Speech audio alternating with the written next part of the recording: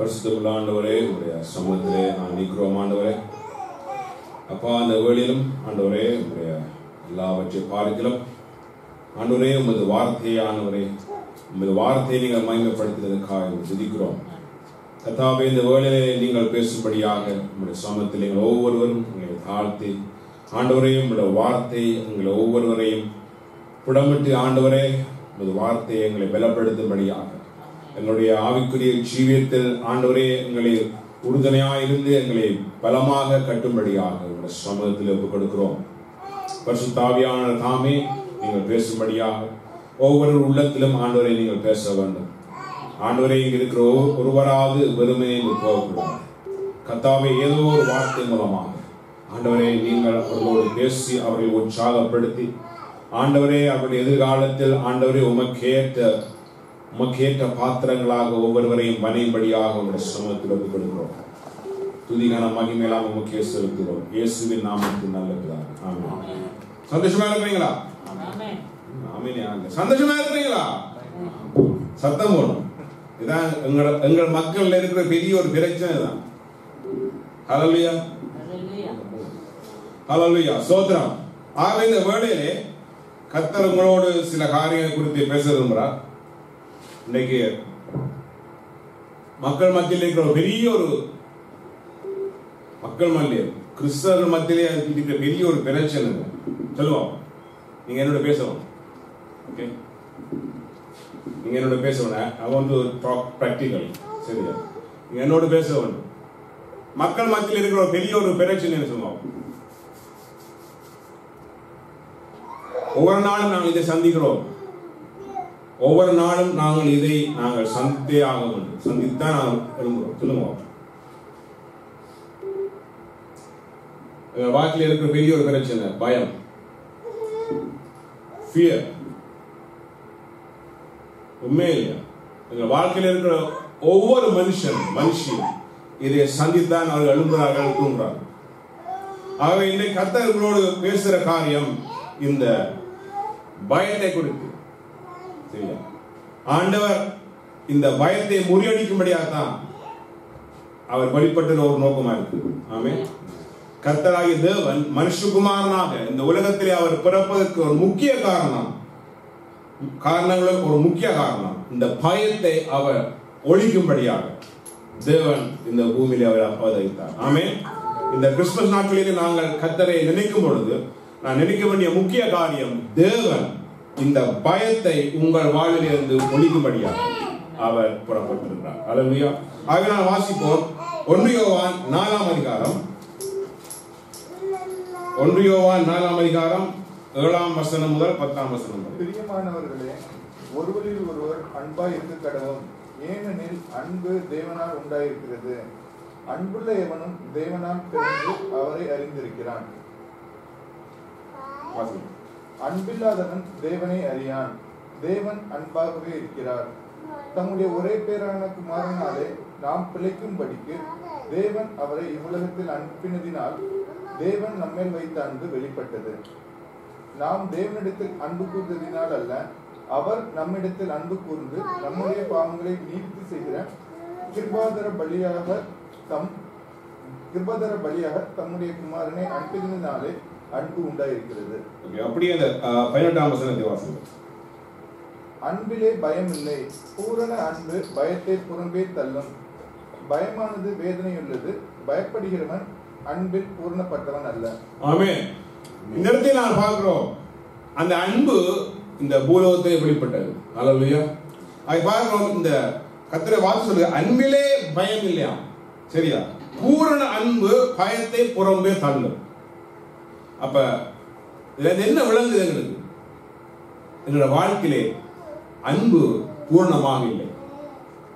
அப்ப எங்களோட வாழ்விலே அன்பு பூரணமா இருக்குமானால் எங்களோட வாழ்விலே பயம் இருக்காது. அல்லேலூயா. எங்கேயோ ஒரு இடத்துல குறைவு இருக்குது. ஒவ்வொரு மனுஷனும் ஏதோ இடத்துல குறைவாக தான் இருக்கான். ஆகவே தேவனுடைய அன்பு எங்களிலே நிரம்பி இருக்கும் பொழுது அந்த பயம் புறம்பே தள்ளப்படுகிறது. நான் பார்ப்போம். அதுதான் இந்த கர்த்தருடைய வசனம். அன்பிலே பயம் இல்லை. பூரண அன்பு பயத்தை புறம்பே தள்ளும். பயமானது வேதனை உள்ளது. பயம் என்னதை கொண்டு வருது? எங்கள் வாழிலே வேதனையை கொண்டு வருது. அப்போ நாங்கள் வாழில் பயம் இருக்குமானால் அடுத்த ஸ்டெப் என்ன? வேதனைகள்.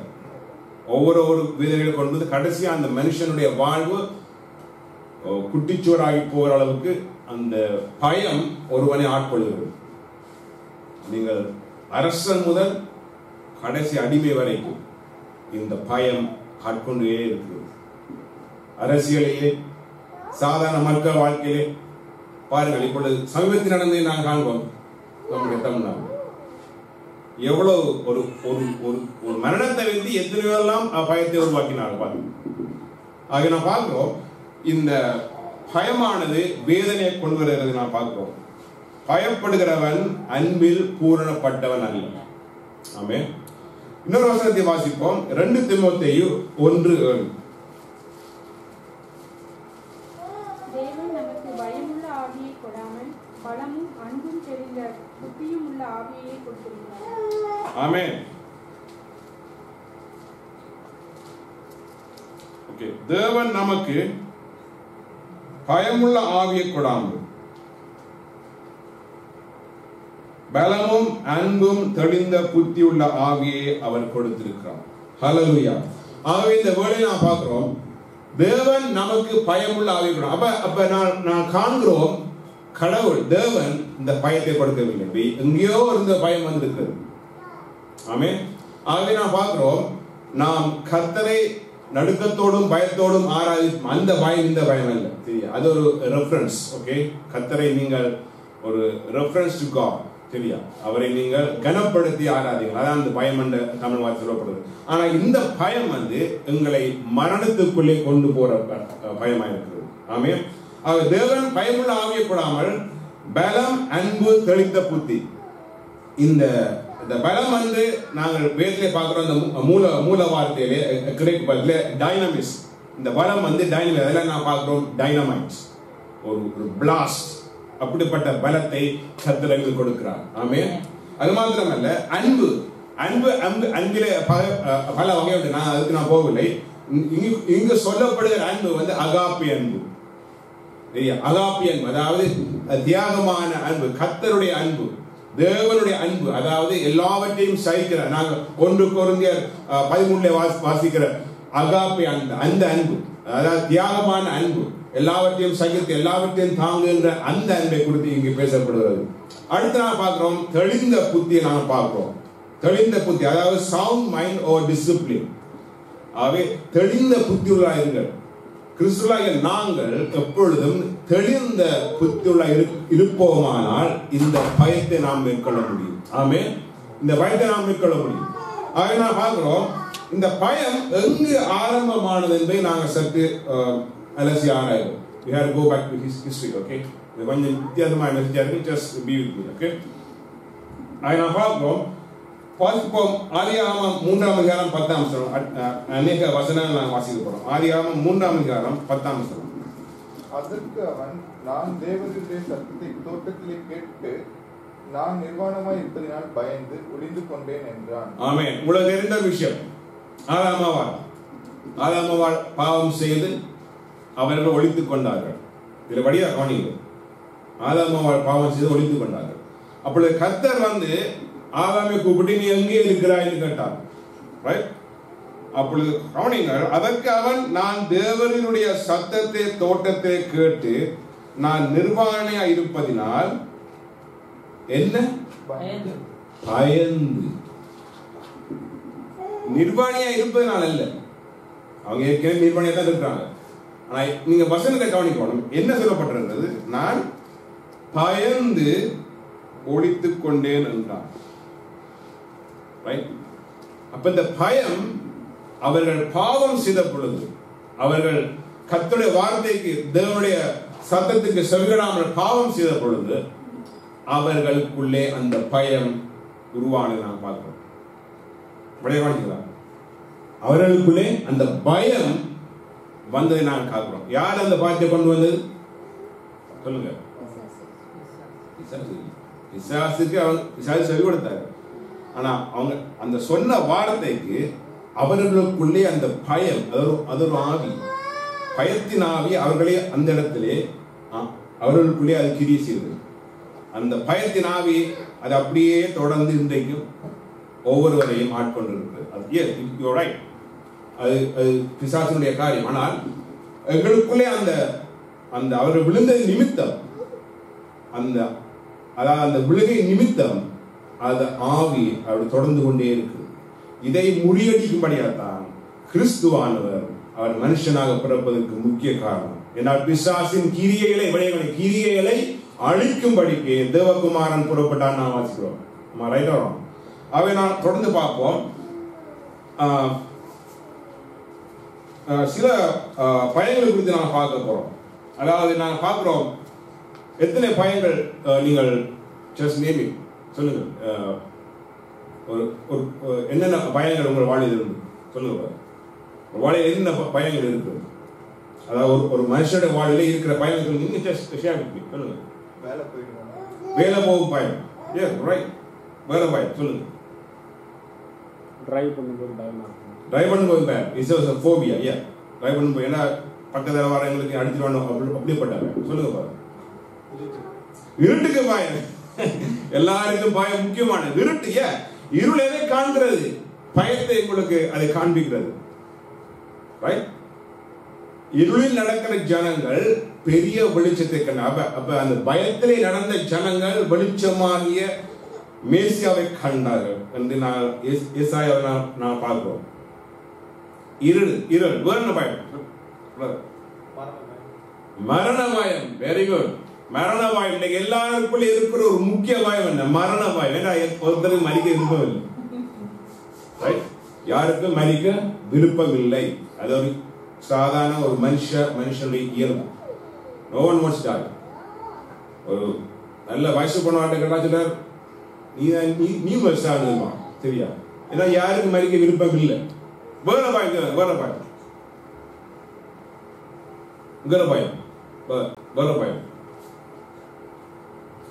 ஸ்கூல் கல்ச்சரல் இல்லையா? ஸோ கல்ச்சுரல் இம்பாக்ட், ஸோ அந்த மாதிரி சோஷியல் ஃபியர்ஸ் இருக்கணும். சோஷியல் ஃபியர்ஸ் வேற பயம். ஓகே, நான் சில சொல்லலாம். ஃபெயிலியர், அதாவது தோல்வியின் பயம். ரைட். ரிஜெக்ஷன், நிராகரிப்பு, அதாவது சோஷியல் மத்தியில் எங்களை நிராகரிப்பார்கள் ஒரு பயம் இருக்கிறது அனைவருக்கு. அடுத்து ரிடிக்யூல், கேலிக்குள்ளாக்குற காரியங்கள். மற்ற கிண்டல், முக்கியமாக அந்த வாலிபர்கள் ஸ்கூல்ல பிள்ளைகள் போகும் பொழுது இன்றைக்கு எத்தனையோ பேர் கேலிக்குள்ளாக புலி அது ஒரு பயத்தை கொண்டு வருது. எத்தனையோ பேர் அந்த பயத்தின் நிமித்தம் எத்தனையோ இளம் இந்த நாட்டிலே நிச்சயமாக எங்க நாட்டில் இருக்கிறது. இந்த நாட்டிலே எத்தனையோ தற்கொலை செய்துதான் பார்க்கிறோம். எங்க போய் எங்க முடியும்னு பார்த்துக்கொள்ளுங்க இந்த பயம். அடுத்தது லோன்லினஸ், தனிமை என்ற ஒரு பயம். எத்தனையோ பேர் அவர்கள் தனிமையை நாடி போறார்கள். என்ன காரணம்? மனுஷ பயம். மற்றவர்களுக்கு கதைப்பதற்கு ஒரு பயம். அவர்கள் என்னை குறித்து எப்படி நினைக்கிறார்களோ என்ற ஒரு பயம். என்னை சேர்ப்பார்களோ என்ற ஒரு பயம். அடுத்தது இன்னொரு பயம், மிசரி. இந்த மிசரி அப்படியே ஆங்ஸைட்டியில கொண்டு போய்விடும். மன அழுத்தம், பல பிரச்சனைகள். அடுத்தது வலி என்ற ஒரு பயம். எனக்கு ஒரு நோய் வந்தால் அதனால் நான் கஷ்டப்படுவேன் என்ற ஒரு பயம். நிச்சயமாக சர்ஜரி, இப்படிப்பட்ட வருத்தங்கள் வரும் பொழுது வருகிற வலிகள், இதனால் எனக்கு இப்படிப்பட்ட பயம் வருமோ. அடுத்தது நான் பார்க்கிறோம் தெரியாததை குறித்த ஒரு பயம். அதாவது இந்த தெரியாது எங்க கொண்டு விடுகிறது? எதிர்காலத்தை குறித்த பயம். எல்லாருக்கும் முன்னே கொண்டு எதிர்காலம், நாளைக்கு என்ன நடக்கும் என்று எங்களுக்கு ஒரு பயம். இப்படி அழிக்கிக் கொண்டே போகலாம். எங்களுடைய உடல் சுகத்தை குறித்து பயம். அதை நான் பார்க்கிறோம். இப்படிப்பட்ட பயங்கள் எங்கள் வாழ்விலே பல பிரச்சனைகளை கொண்டு வர நாம் காண்கிறோம். ஆகவே நான் பார்க்கிறோம் இந்த பயத்தின் விளைவுகள் எங்கு கொண்டு விடுகிறது. வாசிங்கள் நியாயாதிபதிகள் 7:3.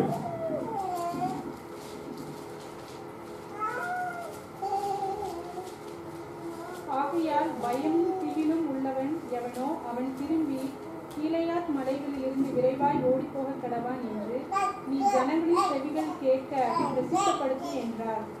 அப்பொழுது ஜனத்தில் 27,000 பேர் திரும்பி போய்விட்டார்கள். 16,000 பேர் மீதியாய் இருந்தார்கள். ஆமென்.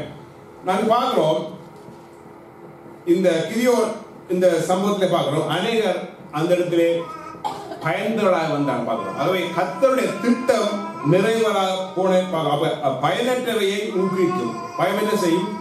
பயனற்ற காரியத்தை ஊக்குவிக்கும். அடுத்த இன்னொரு காரியம், பயம் என்ன செய்யப்படுகிறது?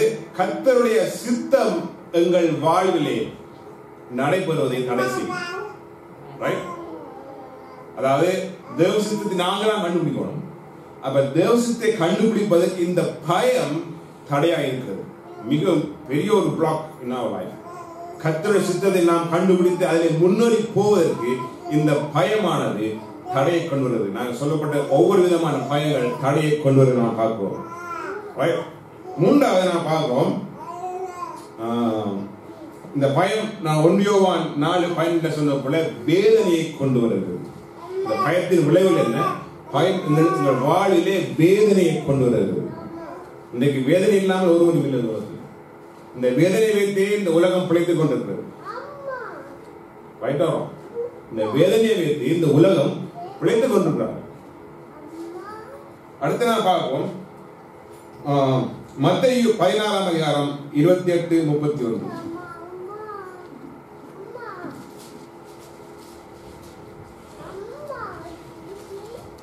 இங்கே நிற்கிறவர்களில் சிலர் மனுஷகுமாரன் தம்முடைய ராஜ்யத்தில் வருவதை காணும் மரணத்தில் மத்தேயு 14:28-31. பேதுரு அவரை நோக்கி, ஆண்டவரே, நீரேயானால் நான் ஜலத்தின் மேல் நடந்து உம்மிடத்தில் வர கட்டளையிடும் என்றான். அதற்கு அவர், வா என்றார். அப்பொழுது பேதுரு படவை விட்டு இறங்கி இயேசுவினிடத்தில் போக ஜலத்தின் மேல் நடந்தான். காற்று பலமாயிருக்கிறதை கண்டு பயந்து அமிழ்ந்து போகையில், ஆண்டவரே, என்னை ரட்சியும் என்று கூப்பிட்டான். உடனே இயேசு கையை நீட்டி அவனை பிடித்து, அற்ப விசுவாசியே, ஏன் சந்தேகப்பட்டாய் என்றார். ஆமென். இந்த விஷயம் எல்லாம் தெரியும். இந்த இடத்துல நான் பார்க்கிறோம், யாரு? பேதுரு. கர்த்தர் சொன்னது நிமித்தம் அவன் இறங்கினான். ஆனால் அவனுடைய சூழ்நிலையை கண்ட பொழுது, பக்கத்திலே பார்க்கும் பொழுது, அந்த சூழ்நிலை கண்டு அவன் பயந்தான் என்று நான் பார்க்கிறோம். அப்ப சூழ்நிலை உங்களுக்கு பயத்தை கொண்டு வரும். எங்கள் வாழ்க்கையில் எவ்வளவு விதமான சூழ்நிலை நடந்து எவ்ரி டே நாங்கள் அதை அதுக்குள்ளதான் போறோம் ஒவ்வொரு நாளும். எங்களை சுற்றி, எங்கள் குடும்பத்திலே, எங்களுடைய சமூக வாழ்க்கையிலே, எங்களுடைய வேலை ஸ்தலத்திலே, ஈவன் சபைகளிலும் கூட எத்தனையோ சூழ்நிலைகள் எங்களுக்கு தெரியாமலே சில பயங்களை கொண்டு வருகிறது. அந்த பயங்கள் விட்டு விட்டு அது வளரும் பொழுது அதை மேற்கொள்ள நாம் கஷ்டப்படுகிறோம். இதுக்கு தேவனுடைய ஆவியானவருடைய உதவி நிச்சயம் அவசியமா இருக்குது. ஹல்லேலூயா. ஆக நான் பார்க்கிறோம், பேதுரு அவன் துணிந்து இறங்கி போனான். ஆனால் அவன் கடல் அந்த கொந்தளிப்பை கண்டபோது அவன் பயந்து அமிழ்ந்து போனான். நான் பார்க்கிறோம். அப்பெல்லாம் கர்த்தர்கிட்ட, அற்ப விசுவாசி, ஏன் சந்தேகப்பட்டார்? அடுத்த வாசிப்போம் யோசுவா 14:8.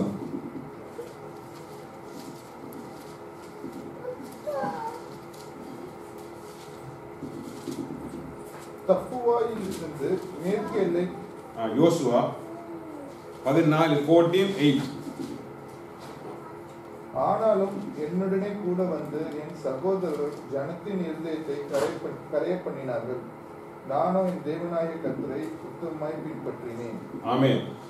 இது இன்னொரு பிரச்சனை, நம்முடைய சபைகளில் நடக்கிற பிரச்சனை. ஒருமனப்பாடு இல்லாமல் போனால் சிலர் சபைகளிலே, இங்கு நான் சொல்லவில்லை, பெரிய பெரிய சபையில் இந்த பிரச்சனை நடக்குது. சிலர் சபையை குழப்பறாங்க. இப்ப யோசுவாவுடைய just imagine, சரியா? அதை நாங்கள் எடுப்போமானால் சபைகளிலே குழப்பத்தை கொண்டு வருவார். அதாவது அது ஒரு பயத்தை கொண்டு வருகிறது. இவர்களினால் நம்முடைய வாழ்க்கை எப்படி ஆகுமோ கொண்ட ஒரு பயம். ரைட். அடுத்து நான் பார்க்கிறோம், அடுத்த காரியம், பயம் நம்முடைய உயிருக்கு ஆபத்தை கொண்டு வருகிறது. ரைட். பயம் நம்முடைய உயிருக்கு ஆபத்தை கொண்டு வருவது. அநேகர் நாங்கள் தினசரி நாங்கள் வாசிக்கிறோம், பயத்தினால் வேற ஒன்றும் இல்லை, பயத்தின் நிமித்தம் எத்தனையோ பேர் மறிக்கிறார்கள். அதை நினைத்து அது உங்களுக்கு அது போபியாவா இருந்து அது பிறகு டெலியா மாறி அது பேனிக் அட்டாக்கா மாறி உங்களுடைய இதயத்தையே அதை நிப்பாட்டக்கூடிய காரியம் பயம். ஆகவே இந்த பயத்தை நாங்கள் மேற்கொள்ள வேண்டும் என்று கர்த்தர் இந்த நாட்டிலே விரும்புகிறார். அல்லேலூயா. அடுத்த நான் பார்க்கிறோம் மத்தேயு 25:25 நான் வாசிப்போம். மத்தேயு 25:25. ஆகையால் நான் பயந்து போய் உமது தாளந்தை நிலத்திலே புதைத்து வைத்தேன், இதோ உம்முடையதை வாங்கிக் கொள்ளும் என்றான். இந்த ஊமையில தெரியும். இந்த மனுஷன் என்ன செய்தான், அந்த எஜமானுக்கு பயந்து அவன் செய்ய வேண்டியதை விட்டுவிட்டு பயத்தினால் அதை ஒழித்து வைத்தான். ஆகவே பார்ப்போம், பயம் என்ன செய்யறது, ஒருவனுக்கு வர வேண்டிய லாபத்தை அதை இழக்கச் செய்யறது. எங்களுடைய வாழ்விலே நாம் கர்த்தர் எங்களை ஒவ்வொருவரையும் அழைத்தது நோக்கம் என்ன, நாம் ஒவ்வொருவரும் தேவனுக்குள் வளர்ந்து நாம் அதை லாபத்தை கொண்டு வர வேண்டும். ரைட்? எங்களுடைய வாழ்விலே கர்த்தர் ஆசீர்வதிக்கும்படியாக தேவன் எங்கள் ஒவ்வொருவரையும் அவர் ஆசீர்வதிக்கும்படியாகத்தான் எங்களை அவர் உருவாக்கி இருக்கிறார். ஆமே, நாங்கள் ஒருவரும் கெட்டு போகாமல் நித்திய ஜீவனை அடைந்திருக்கிறோம். ஆகவே இந்த பயம் என்ன செய்யும், வர வேண்டிய ஆசீர்வாதங்களை தடை செய்கிறது, வர வேண்டிய ஆசீர்வாதங்களை இழக்கச் செய்கிறது இந்த பயமானது. நம்முடைய வாழ்விலே பயம் இருக்குமானால் நாம் ஆசீர்வாதத்தை எங்களுடைய வாழ்விலும் கொண்டு வர முடியாது, சபைகளில் கொண்டு வர முடியாது, அனைவருடைய வாழ்விலும் கொண்டு வர முடியாது. ரைட்? ஆகவே இந்த பயமானது இந்த ஆசீர்வாதத்தை விலக்கச் செய்து நாம் பார்க்கிறோம். அடுத்தது இன்னொரு முக்கியமான காரியம் வாசிப்போம். வெளிப்படுத்தல் 21:8. வெளிப்படுத்தல் 21:8. பயப்படுகிறவர்களும் அவ்விசுவாசிகளும் அருவருப்பானவர்களும் கொலைபாதகரும் விபச்சாரக்காரரும் சூனியக்காரரும் விக்கிர ஆராதனைக்காரரும் பொய்யர் அனைவரும் இரண்டாம் மரணமாகிய அக்கினி கந்தவம் எறிகிற கடலிலே பங்கடைவார்கள். ஆமென். ஆகவே உங்களுக்கு தெரியும் கடைசி நாட்களில், அதாவது இந்த ஒயிட் த்ரோன் ஜட்மெண்ட், ரைட்? இதுக்குள்ளே நான் பார்க்கிறோம், இதுக்குள்ளே ஆண்டவருக்குள்ளே அல்ல, இது உலகத்தார்கள். ஆனால் பாருங்கள், இந்த பட்டியலிலே முதலில் இருக்கிற காரியம் என்ன? பயப்படுகிறது. ஏன் மற்றவர்கள் கொலைபாதகர்கள் விபச்சாரக்காரன் சொல்லு இருக்கு பட்டியல். ஆனா முதல் சொன்ன காரியம் என்ன? பயப்படுகிறது. அது பாருங்கள், ஆதியாகமத்திலே பார்க்கிறோம், முதலாவது சொல்லப்பட்ட காரியம் என்ன? பயம். இந்த பயத்தின் நிமித்தம் உலகத்துக்குள்ளே அந்த பாவத்திலே விழுந்து நான் பார்க்கிறோம். இங்கு வெளிப்படுத்தலே சொல்லப்பட்ட முதல் காரியம் என்ன? இந்த பயம். அப்ப இந்த வேதத்திலே நாம் அவனுடைய வார்த்தை நாம் எத்தனையோ காரியத்தை பார்த்தாலும் இந்த பயம் எவ்வளவு ஒரு பெரிய ஒரு விஷயமாக இருக்கிறதை நாங்கள் காண்கிறோம். ஆமென். ஆகவே இந்த பயத்தை முறியடிக்கும்படியாகவே தேவனாகிய கர்த்தர் அவர் மனுஷனாக எங்களைப் போல இந்த நாட்களிலே, இந்த கிறிஸ்துமஸ் நாட்களிலே நாங்கள் அவருடைய அன்பை நான் நினைக்கிற இந்த நாட்களிலே அவர் இந்த பயத்தை எங்கள் வாழ்விலிருந்து உடைக்கும்படியாக, அதை எறிந்து போடும்படியாகவே, பிசாசின் செயலை முறியடிக்கும்படியாகவே அவர் இந்த பூலோகத்துக்கு வந்தார் நான் பார்க்கிறோம். வாசிப்போம். ஏசாயா 9:2-6. ஏசாயா 9:2-6. இருளில் நடக்கிற ஜனங்கள் பெரிய வெளிச்சத்தை கண்டார்கள். மரண இருளின் தேசத்தில் குடியிருக்கிறவர்கள் மேல் வெளிச்சம் பிரகாசித்தது. 6. நமக்கு ஒரு பாலகன் பிறந்தார், நமக்கு ஒரு குமாரன் கொடுக்கப்பட்டார். கர்த்தத்துவம் அவர் தோளின் மேல் இருக்கும். அவர் நாமும் அதிசயமானவர், ஆலோசனை கர்த்தர், வல்லமையுள்ள தேவன், நித்திய பிதா, சமாதான பிரபு எனப்படும். ஆமென். இங்க நான் பார்க்கிறோம், இருளில் நடக்கிற ஜனங்கள் பெரிய வெளிச்சத்தை கண்டார்கள். அப்ப பாருங்கள், இருள் நாங்கள் சொன்னது போல பயத்துக்கு ஒப்பனையாக இருக்கிறது. ரைட்? எத்தனை பேருக்கு இருளிலே நடக்கிறது பயம். அதனால தான் நாங்கள் விளக்கை பிடித்து நடக்கிறோம். இந்த நாட்களில் நாங்கள் LED லைட்ஸ் நான் பார்க்கிறோம், அப்ப இருளில் நடக்கிற ஜனங்கள் பெரிய வெளிச்சத்தை கண்டாலும் அப்ப எந்த இருளை பற்றி இவர்கள் இந்த இடத்துல ஏசாயா எழுதுறார் சொல்லுங்க. இருளில் நடக்கிற ஜனங்கள் அவருடைய வாழ்க்கை இருளுக்குள்ளே இருக்கிறது. ஆமென். அவருடைய வாழ்க்கை இருளுக்குள்ளே இருக்கு. நான் இந்த இந்த ஜியோகிராபி பற்றி நான் கருதவில்லை. ஜனங்கள் இருளான அந்த பயத்திலே உங்களுக்கு தெரியும் அந்த அந்த நாட்களிலே நடந்த காரியங்கள். எருசலேம் ஆல்மோஸ்ட் கான் கிமு 600. அப்ப இந்த நாட்களிலே யூத மக்கள் அடிமையா கொண்டு போகப்படக்கூடிய காரியம். இருளிலே நடக்கிற ஜனங்கள் பெரிய வெளிச்சத்தை கண்டார்கள். அப்ப மேசியாவாக இயேசுவின் வருகையை குறித்து அவர் பேசுகிறார் இந்த இடத்துல. அப்ப பாருங்கள், நமக்கு ஒரு பாலகன் பிறந்தார், நமக்கு ஒரு குமாரன் கொடுக்கப்பட்டார், கர்த்தத்துவம் அவர் தோள் மேல் இருக்கிறது, அவர் நாமம் அதிசயமானவர், ஆலோசனை கர்த்தா, வல்லமையுள்ள தேவன், நித்திய பிதா. அவர் தேவனுடைய வருகையை குறித்து அந்த இருளை அவர் நீக்கும்படியாக, அந்த பயத்தை அவர் நீக்கும்படியாக அவர் புறப்பட்டு வருவார் என்பதை முன்கூட்டியே ஏசாயா தீர்க்கதரிசி இந்த இடத்திலே அங்கு குறிப்பிடுகிறார். அப்ப ஒரு மகிழ்ச்சியான செய்தி நான் பார்க்கிறோம். இதே செய்தியை நான் பார்க்கிறோம், அங்கு பார்க்கிறோம். மேய்ப்பர்கள் மந்தை வழியிலே அவர்கள் தங்களுடைய மந்தைகளை மேய்த்துக் கொண்டிருக்கும் பொழுது தேவதூதன் சொன்ன காரியம் என்ன சொல்லுங்க. உனக்கு ஒரு பயப்படாது. சும்மா ஓகே அப்படி சொல்லு. முதல் சொன்ன வார்த்தை என்ன? பயப்பட வேண்டாம். அவர்கள் பயந்தாரு. பயப்பட வேண்டாம். அப்ப கர்த்தர் எங்களை பார்த்து சொல்லுற காரியம் என்ன? ஒவ்வொரு நாளும் பயப்பட வேண்டாம். ஆண்டவராய் இயேசு கிறிஸ்து தம்முடைய சீஷரோடு அவர் அந்த 3.5 வருடங்கள் அந்த ஊழியத்திலே கர்த்தர் அவர்களை பயிற்றுவிக்கிற சீஷர்களாக பயிற்றுவிக்கும் பொழுது அவர் காலை எழுந்ததும் அவர் சொல்லுற காரியம் பயப்பட வேண்டாம், பயப்பட வேண்டாம். அவர்கள் இருந்த சூழ்நிலை அப்படிப்பட்ட சூழ்நிலை. எங்கு பார்த்தாலும் பயம் சூழ்ந்து கொண்டிருக்கிற சூழ்நிலை. ரோமர்களினால் பயம் வந்து கொண்டிருக்கிறது. ஆலய சங்கத்தார் மூலமாக, மக்கள் மூலமாக, பரிசேயர் சதுசேயர் மூலமாக, அவருடைய குடும்பத்தார் மூலமாக. அப்ப எப்படி எந்த பக்கத்திலும் பயம் இருந்த ஒரு காலம் 1ஆம் நூற்றாண்டு பாலஸ்தீன நாடு. நான் பார்க்கிறோம், கர்த்தர் அவர்களை திடப்படுத்தி கொண்டு போனார். பயப்பட வேண்டாம், பயப்பட வேண்டாம், உங்கள் இருதயம் கலங்காதிருப்பதாக. அப்ப பயம் வந்தால் என்ன செய்யும்? உங்கள் இருதயம் சொல்லுங்க. பயம் வந்தா என்ன செய்யும்? இருதயம் சந்தோஷமா இருக்குமா? மகிழ்ச்சியா இருக்குமா? பயப்படி சும்மாவே பேனிக் அட்டாக் இல்லை. பேனிக் அட்டாக் எனக்கு நல்ல ஞாபகம் இருக்கு.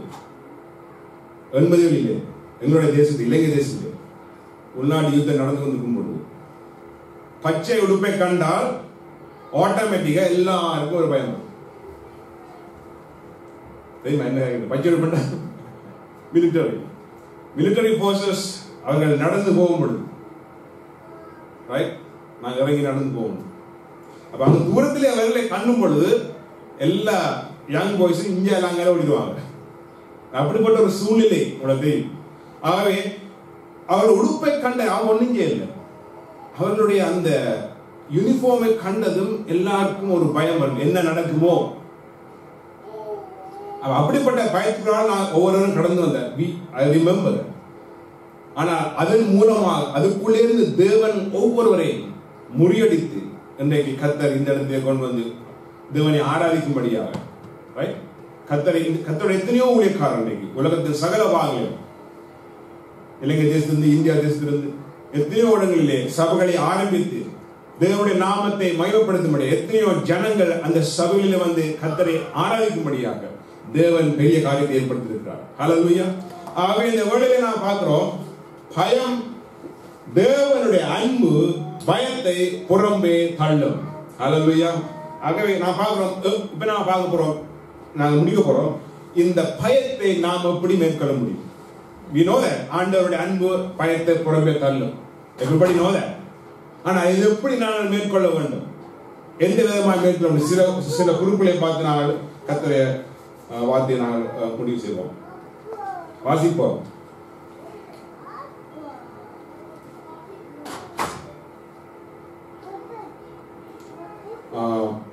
யோவான் 8ஆம் அதிகாரம் 27ஆம் வசனம்.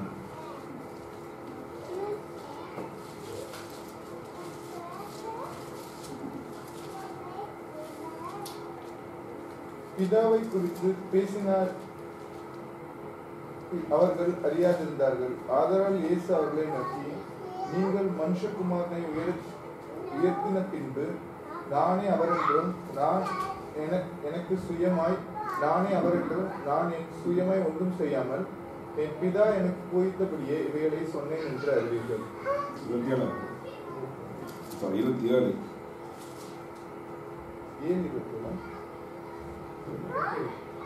யோவான் 8:27. Okay, right. நான் பார்க்கிறோம், பிதாவை குறித்து பேசினார் என்று அவர்கள் அறியாதிருந்தார்கள். ஆதலால் இயேசு அவர்களை நோக்கி, நீங்கள் மனுஷகுமாரனை உயர்த்தின பின்பு நானே அவரென்று நானே சுயமாய் ஒன்றும் செய்யாமல் என் பிதா எனக்கு போதித்தபடியே இவைகளை சொன்னேன் என்று அறிந்து கொள்ளுங்கள். நம்முடைய பயம் நம்முடைய வாழ்விலே போகிறதுக்கு one of the first step வந்து நாம் கிறிஸ்துவை என்றும் பெற்றுக்கொள்ள வேண்டும். ஹல்லேலூயா. தேவகுமாரனாகிய இயேசுவை நாம் எப்பொழுதும் பற்றிக்கொள்ள வேண்டும். இந்த இடத்துல நான் பார்க்கிறோம், அவர்கள் அறியாதிருந்தார்கள். பிதாவை காண்பியும் கொண்டு ஏன்னா இயேசுவை அவர்கள் ஏற்றுக்கொள்ளவில்லை. சில ஏற்றுக்கொண்டால் சில ஏற்றுக்கொள்ளவில்லை. அப்ப எங்கள் பிதா அவர் நான் பிதாவின் சித்தத்தை செய்ய வந்தேன், பிதாவின் சித்தத்தை செய்ய வந்தேன் சொல்லும் பொழுது அவர்கள் பிதாவை காண்பியும் அவர் சொன்னார். அவர் சொல்லுகிறார், பிதாவை குறித்து பேசினார் என்று அவர்கள் அறியாதிருந்தார்கள். ஏனால் பிதாவினுடைய பிரதிபலிப்பாக தான் நான் வந்தான் நான் பார்க்கிறோம். கடவுளுடைய பிரதிபலிப்பாக தான் வந்தான் பார்க்கிறோம். என்னை கண்டவன் என் பிதாவை கண்டான். அப்ப நான் பார்க்கிறோம், ஆண்டவராக இயேசுவை நாம் என்றும் பற்றிக்கொள்ள வேண்டும். ஹல்லேலூயா. அவரை நாங்கள் எப்பொழுதும் நாங்கள் பற்றிக்கொள்ள வேண்டும். வாசியங்கள் 1 பேதுரு 4:15 வாசியங்கள். பற்றிக்கொள்வது மாத்திரமல்ல, நாம் இதையும் செய்ய வேண்டும். 1 பேதுரு 4:15. ஆதலால் உங்களில் ஒருவனும் கொலை பாடுமையாவது, திருவினையாவது, பொல்லாங்கு செய்தமையாவது, அந்நிய காரியங்களில் தலையிட்டு கொண்டமையாவது பாடுபடுகிறவனாய் இருக்கக்கூடாது. 1 பேதுரு 4:15. Sorry, maybe 2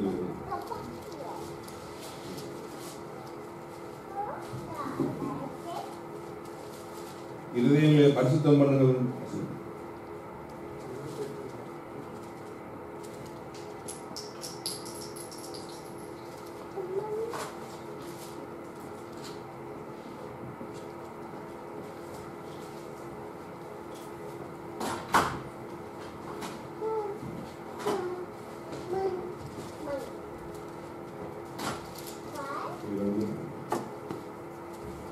உங்கள் இருதயங்களில் பரிசுத்தம் பண்ணிக்கொள்ளும் என்று வார்த்தை இருக்கிறது.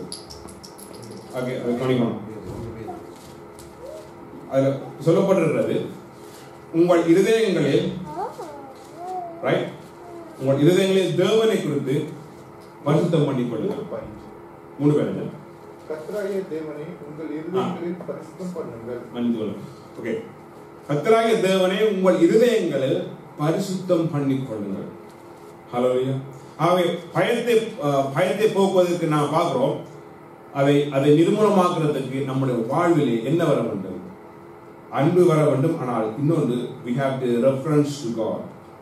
எங்களுடைய ஜீவியத்தை நாம் தேவனுடைய சமூகத்தில் ஒப்புக் கொடுக்க வேண்டும்.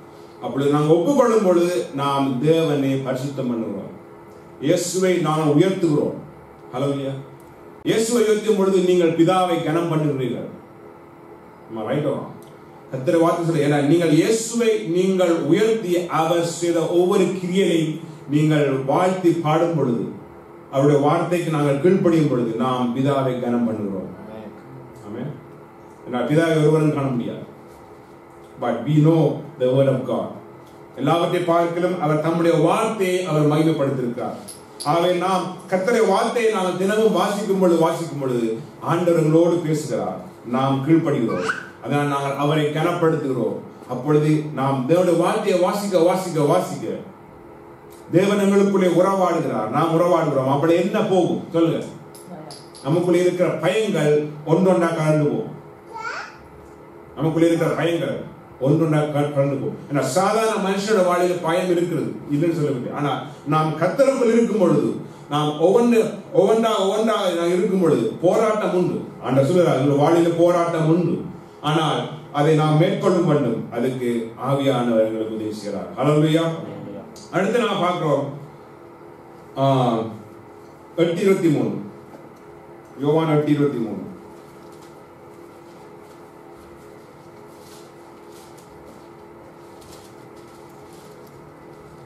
I'm sorry.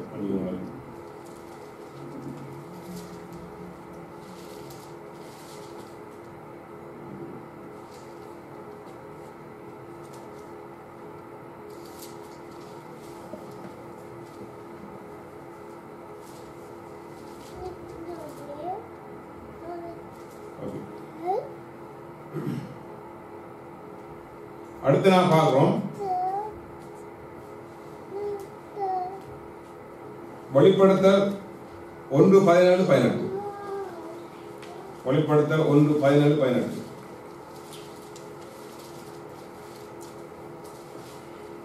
நான் அவரை கண்டபோது செத்தவனை போல அவருடைய பாதத்தில் விழுந்தேன்.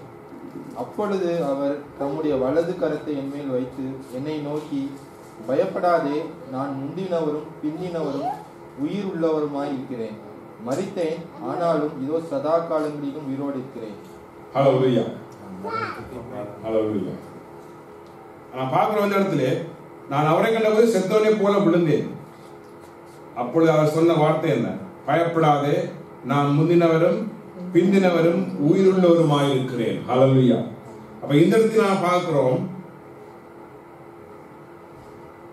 தேவன் ஆண்டவர் எங்களுக்குள் இருப்பாரானால், எங்களுக்குள்ளே நாம் ஒவ்வொரு நாளும் அதை நாங்கள் வாழ்விலே கொண்டு போவோம்னால் நாம் பயப்பட வேண்டிய காரியம் என்றால் அவரே முந்தினவரும் பிந்தினவருமாய் இருக்கிறார்.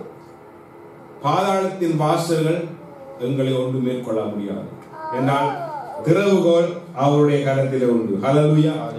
அந்த நம்பிக்கை எத்தனை பேருக்கு இந்த இடத்துல இருக்கு? அந்த விசுவாசம். அப்பொழுது எங்கள் வாழ்விலே அந்த பயம் வராது. பயம் வந்தாலும் நான் ஆண்டவருடைய பிள்ளை, நான் இயேசுவினுடைய இரத்தத்தினால் கழுவப்பட்டவர், ரைட்? என்னால் அவர் எனக்கு அந்த நிச்சயத்தை குறித்து எனக்கு கொடுத்திருக்கிறார். ஆகவே நான் பயப்பட வேண்டிய அவசியம் இல்லை.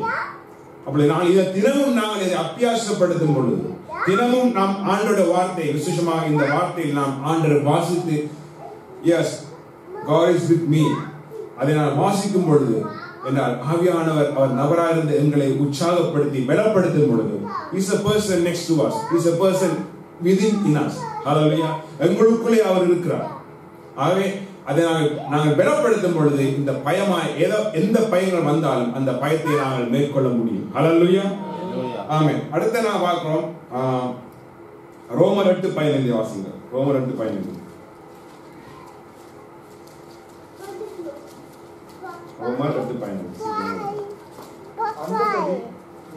அந்தபடி திரும்பவும் பயப்படுகிறதற்கு நீங்கள் அடிமைத்தனத்தின் ஆவியை பெறாமல் அப்பா பிதாவே என்று கூப்பிட பண்ணுகிற புத்திர சுவையாக ஆவியை பெற்றீர்கள். ஹல்லேலூயா. இந்த வசனத்தை நீங்கள் every day you must read and அதை நீங்கள் மனப்பாடமாக பண்ணினாலும் நான் சந்தோஷப்படுவேன். ஹல்லேலூயா.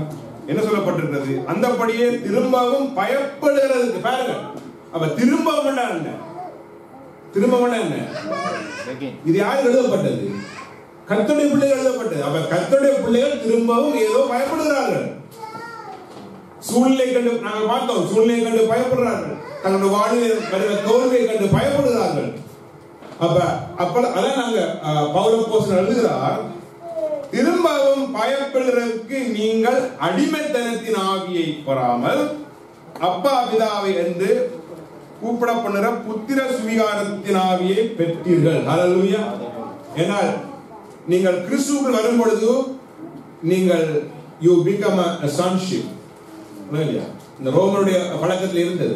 அவர்கள் சுவிகரிக்கும் அந்த அவர்கள் ஒரு ரோம ஒரு அதிகாரி ஒரு அடிமையோ யாரோ ஒரு சுவிகரிக்கும் பொழுது மற்றவர்களுக்கு இருக்கிற அதே அங்கீகாரம் அந்த அந்த சுவீகரிக்கப்பட்ட பிள்ளைக்கும் போகிறது. ரைட்? அதே அதிகாரம் எல்லா சகல வசதியும் அந்த பிள்ளைக்கு போறது. அதைத்தான் இங்க இந்த இடத்திலே சொல்லுகிறார் ரோமர். அப்ப அடிமைத்தனத்திலிருந்து நாம் சுயாதீனத்துக்குள் வந்திருக்கிறோம். ஹல்லேலூயா. நாங்கள் பயத்தில் இருக்கும் பொழுது நாம் அடிமைத்தனத்திலே இருந்தோம். நீங்கள் கிறிஸ்துவுக்கு வந்தால் அந்த அடிமைத்தனம் இருக்கக்கூடாது. அதுதான் அவர் சொல்லுகிறார். Because you are sons of God. Hallelujah. நாம் கிறிஸ்துவுக்குள் நாம் அந்த அப்பா பிதாவை என்று கூப்பிடுற அந்த புத்திர சுவிகாரத்தை நாம் பெற்றிருக்கிறோம். புத்திர சுவிகாரத்தை பெற்றிருக்கிறோம். It's a privilege. What a privilege that we call Abba Father. யாருக்கும் இல்லாத அந்த சிலாக்கியத்தை அவர் உங்களுக்கு கொடுத்திருக்கிறார். எத்தனையோ மற்ற நம்பிக்கையிலே நீங்கள் அப்பா பிதாவை கூப்பிடவே முடியாது. ஆனால் நாம் அப்பா பிதாவை கூப்பிட முடியும். ஹல்லேலூயா. ஆமென். நான் வாசிப்போம் கடைசியாக சங்கீதம் 55:16. சங்கீதம் 55:16. நானும் தேவனை நோக்கி கூப்பிடுவேன், கர்த்தர் என்னை ரட்சிப்பார். அந்தி சந்தி மத்தியான வேளையிலும் நான் தியானம் பண்ணி முறையிடுவேன், அவர் என் சத்தத்தை கேட்பார். ஹல்லேலூயா. நானும் தேவனை நோக்கி கூப்பிடுவேன், கர்த்தர் என்னை ரட்சிப்பார். அப்ப நாம் இந்த பயத்திலிருந்து விடுதலை பெறதுக்கு நாம் ஒவ்வொரு நாளும் செய்ய வேண்டிய காரியம், அந்தி சந்தி மத்தியான வேளைகளில் நான் கர்த்தரை நோக்கி கூப்பிட வேண்டும். ஹல்லேலூயா. கர்த்தரை கூப்பிடும் பொழுது ஸ்பீக்கர் போட்டு கர்த்தர் அல்ல, ரைட்? நாம் நம்முடைய நாளாந்த ஜீவியத்திலே அந்த உறவாடல், ஹல்லேலூயா, ஒரு ஹஸ்பண்ட் வைஃப் எப்படி உறவாடுறார்கள், ஒரு பிள்ளைகள் பெற்றார் எப்படி உறவாடுறார், ஒரு நண்பர்கள் எப்படி, அதை விட மேலாக நாம் தேவனோடு உறவாட வேண்டும். அதற்கு பரிசுத்த ஆவியானவர், அதுதான் நான் சொல்ல திரும்ப கர்த்தர் சொன்னார், நான் உங்களை திக்கற்றலாக விடேன். தேற்றரவாளம் வந்து உங்களை அவர் பலப்படுத்துவார். இந்த கர்த்தருடைய ஆவிதான், தேவன் தான் ஆவியாக எங்களுக்குள்ளே அவர் வாசம் பண்ணுகிறார். அப்ப வாசம் பண்ணும் பொழுது இங்கே மற்றதுக்கு இடம் இல்லை. இது எங்கட காலத்துல நாம் தான் எடுக்கிறதோ அனுப்புறதோ எங்களுடைய ஆக நாம் தேவ ஆவியானவரை நாம உயர்த்தி நாம் அவருக்கு செவி கொடுத்து கர்த்தருடைய வார்த்தையை தினமும் நாங்கள் வாசித்து அதற்குள்ளே நாங்கள் பலமாக கட்டப்படும் பொழுது எந்த விதமான பயங்கள், the phobia or panic, எந்த காரியமும் உங்களை மேற்கொள்ள முடியாது. ஹல்லேலூயா. ஆகவே நாங்கள் எழுந்திருந்து நாங்கள் கர்த்தருடைய சமூகத்தில் ஒப்புக் கொடுப்போம். இந்த வழியில பரிசுத்த ஆவியானவர் தாமே ஒவ்வொருவரையும் பலப்படுத்துவார். ஹல்லேலூயா. ஒருவருடைய கரங்களை பிடித்துக் கொள்ளுங்கள். ஹல்லேலூயா. We have to pray together in the name of Jesus. ஹல்லேலூயா. பரிசுத்த ஆவியானவர் தாமே ஒவ்வொருவரையும் பலப்படுத்துவார். ஹல்லேலூயா. தேவன் நமக்கு பயமுள்ள ஆவியை கொடாமல் பலமும் அன்பும் தெளிந்த புத்தி உள்ளதை அவர் கொடுத்திருக்கிறார். ஹல்லேலூயா. இந்த ஆவியானவர் எங்கே உண்டோ அங்கே விடுதலை உண்டு. ஹல்லேலூயா. பரிசுத்த ஆவியானவர் தாமே ஒவ்வொருவரை நிறைப்பார். கர்த்தருடைய வார்த்தையானவர் எங்களுக்கு ஒவ்வொரு நாளும் கிரியை செய்து எங்களை பலப்படுத்தும் பொழுது எங்களுக்குள்ளே இருக்கிற பயங்கள், எந்த விதமான பயம், மரண பயமோ, வருத்தத்தை குறித்த பயமோ, எதிர்காலத்தை குறித்த பயமோ, இந்த நாட்டிலே இருக்கிறதை குறித்த பயமோ, ஒன்றுக்கு நாங்கள் கவலைப்பட வேண்டிய அவசியம் இல்லை. காரணம், தேவனாகிய கர்த்தர் இந்த உலகத்தில் இருக்கிறவனை பார்க்கல, இந்த உலகத்தில் இருக்கிற ஒவ்வொரு காரியத்தை பார்க்க அவர் பெரியவராயிருக்கிறார், அவர் உன்னதராயிருக்கிறார், அவர் வல்லவராயிருக்கிறார். அதை தேவன் எங்களுக்கு அதை வெளிப்படுத்தியிருக்கிறார். கிறிஸ்து இயேசு வெளிப்பட்டது நிமித்தம் அவர் பிசாசின் செயலை உடைக்கும்படியாக, பயத்தை ஒழிக்கும்படியாக, எங்கள் வாழ்விலிருந்து அதை அகற்றும்படியாக அவர் எங்களுக்குள்ளே இருக்கிறார். எங்களுக்குள்ளே அவர் வாசம் பண்ணுகிறார். எங்களுக்குள்ளே அவர் வாசம் பண்ணுகிறார். ஆகவே நாம் கலங்க வேண்டிய அவசியம் இல்லை, பயப்பட வேண்டிய அவசியம் இல்லை. இந்த நத்தார் நாட்களிலே கர்த்தருடைய பிறப்பை நாங்கள் கொண்டாடும் இந்த நாட்களிலே, நினைவோரும் இந்த நாட்களிலே, ஹல்லேலூயா, நாம் பெற்ற இந்த சந்தோஷத்தை மற்றவர்களுக்கும் நாங்கள் அதை கொடுக்கும் பொழுது, ஹல்லேலூயா, அவர்களும் அதை விடுதலை ஆவார்கள். அவர்களும் அந்த பயத்திலிருந்து அவர்கள் விடுதலை செய்யப்படுவார்கள். ஹல்லேலூயா. we have to thank God. First, we have to deliver ourselves from the fear. Hallelujah, hallelujah. நன்றி ஆண்டவரே, துதிக்கிறோம். நன்றி ஆண்டவரே, உயர்த்துகிறோம். கர்த்தாவே, உம்முடைய வார்த்தைகள் ஒவ்வொருவரையும் பலப்படுத்துகிறேன். ஸ்தோத்திரம்.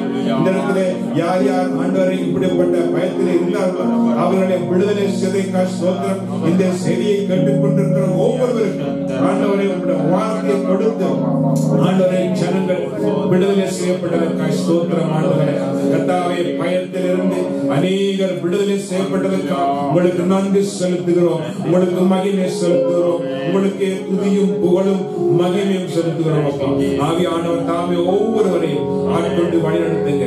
துதி கன மகிமையெல்லாம் கர்த்தராகிய இயேசுவின் நாமத்துக்கே செலுத்தி பிதாவே உம்முடைய கரத்தில் கொடுக்கிறோம். எங்கள் நல்ல பிதாவே.